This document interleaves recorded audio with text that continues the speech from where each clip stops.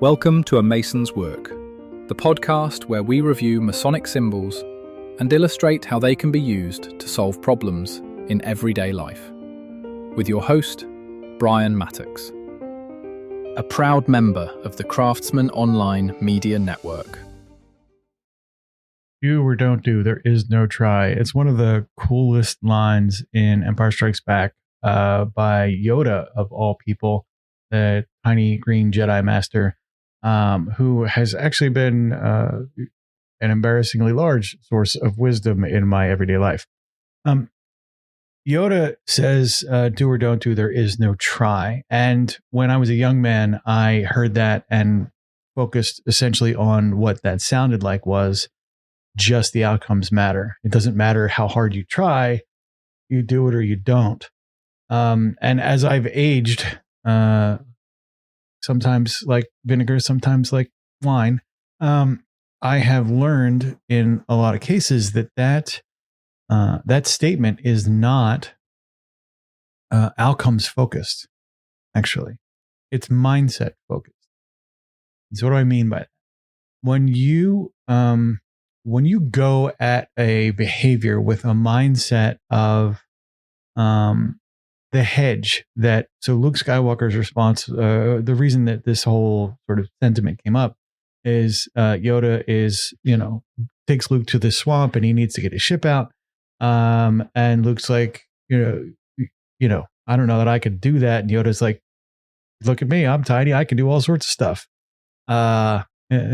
Paraphrase is going to be its own separate YouTube channel for Star Wars later. So when you start looking at the response here, it's, Yoda's like, no, dude, this is not how that works. That's not how any of this works. It is all about understanding the mindset.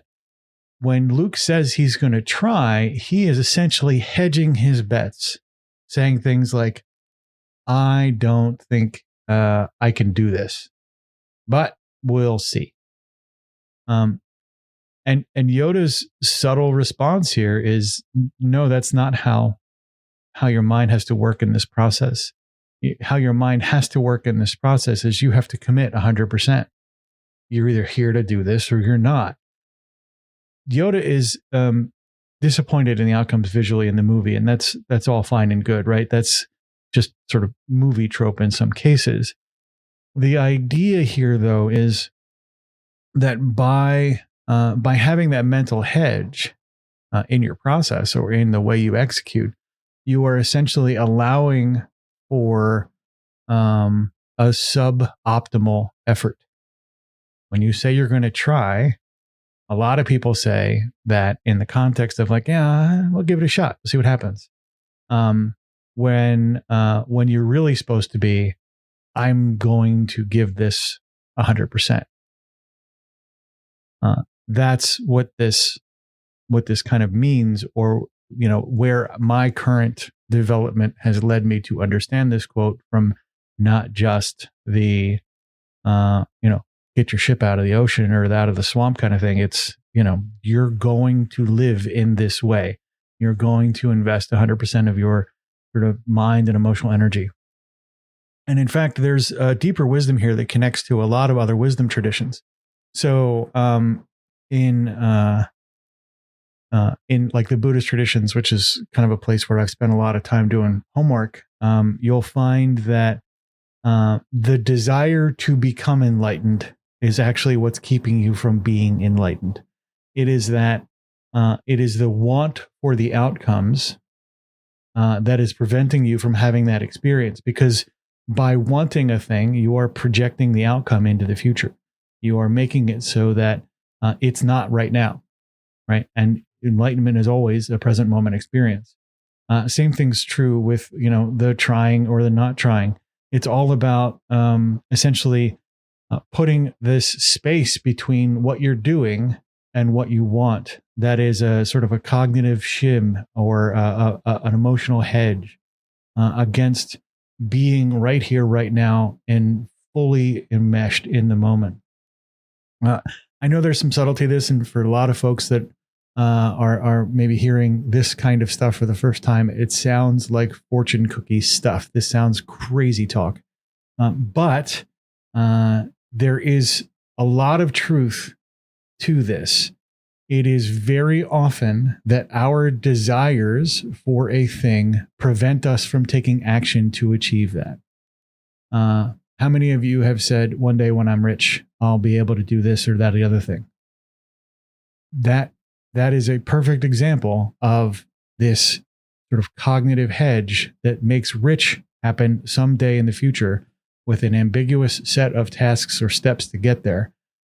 Take those steps now. You're rich right now. You have a certain amount of mental, emotional resilience, some kind of wealth, some kind of asset available to you right now. What is that asset? And can you use that to create this ideal future state that you're projecting?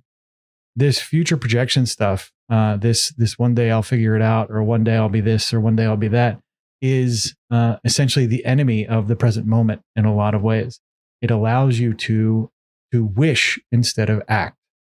And that's really, at the end of the day, what Yoda was getting to when he said, do or don't do.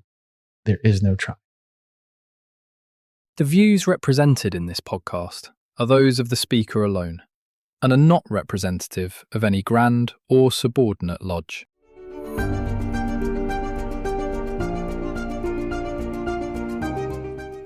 Hi, Brian here. I wanted to thank you so much for listening to this episode.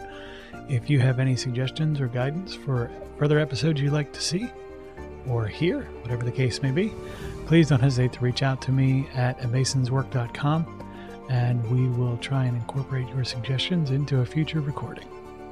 Thanks.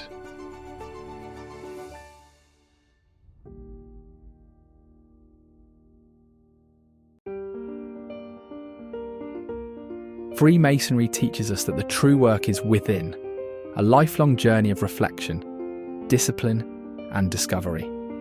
At A Mason's Work, we help Masons bring out their best selves through meaningful self-inquiry and symbolic practice.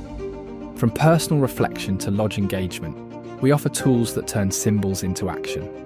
Visit us at amasonswork.com. The work is within. The time is now.